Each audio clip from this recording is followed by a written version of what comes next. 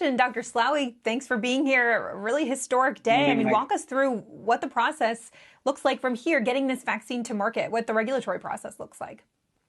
Well, first of all, I mean, congratulations to Pfizer for having done just an extraordinary work over, I believe, the last 248 days, based on what the CEO told me, between the time they first spoke with BioNTech and took on the challenge and the time they have completed phase 3 trials, scaled up the manufacturing, have demonstrated 95% efficacy, and have prepared the file for the FDA, but also for the European agency, for the UK, for Canada, and for Japan. Remarkable performance. The process from here going forward is going to be for the FDA to review the file, which is very significant. These are thousands of pages and tables and data describing the manufacturing process, the characterization of the product, hundreds and hundreds of quality control assays that describe that the product is consistent, is well characterized, is understood, and is the same from the first dose to the 40 or 100 millionth dose. That's one aspect. And of course, the other aspect is a description of all the clinical data.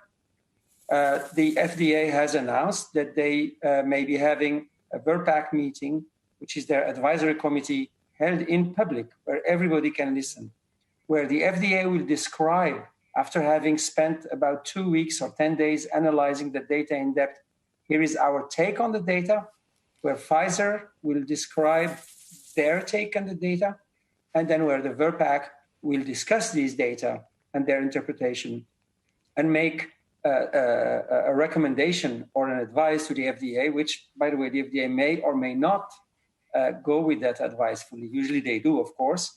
And then the FDA most likely will issue its decision, which we hope will be a positive decision. Very important.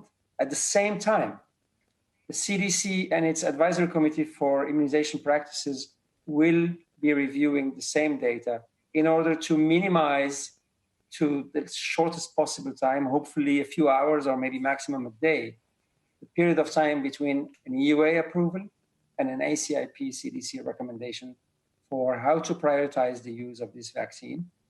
From the moment the EUA is approved, then it will be legal to move the vaccine doses from Pfizer. They will be shipped to the immunization sites that the various states will have identified for the doses to go to.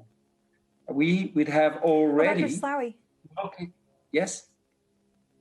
Sorry to interrupt you. I really want to hear about this process, but I also want to ask you, of course, Pfizer was not technically under the umbrella of Operation Warp Speed. They did have support, or you at least struck a supply deal with them. But another company that is firmly under the umbrella of Operation Warp Speed is Moderna, and we're expecting to hear from them about their application soon as well. Do you anticipate that those vaccines might be being evaluated by the FDA side by side, and we could potentially see them cleared for market at the same time?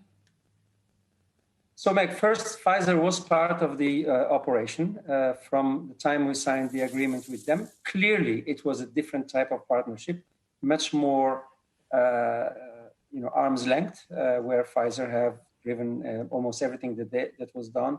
We have participated, and we continue as we speak, providing priority vouchers for them to access raw materials, manufacturing, et cetera, and of course for the distribution of the vaccine. But indeed, our partnership with Moderna was 100% across all aspects of the work, as is the case with the other 4 companies, J&J, AstraZeneca, Novavax, and Sanofi. Shepard Smith here. Thanks for watching CNBC on YouTube.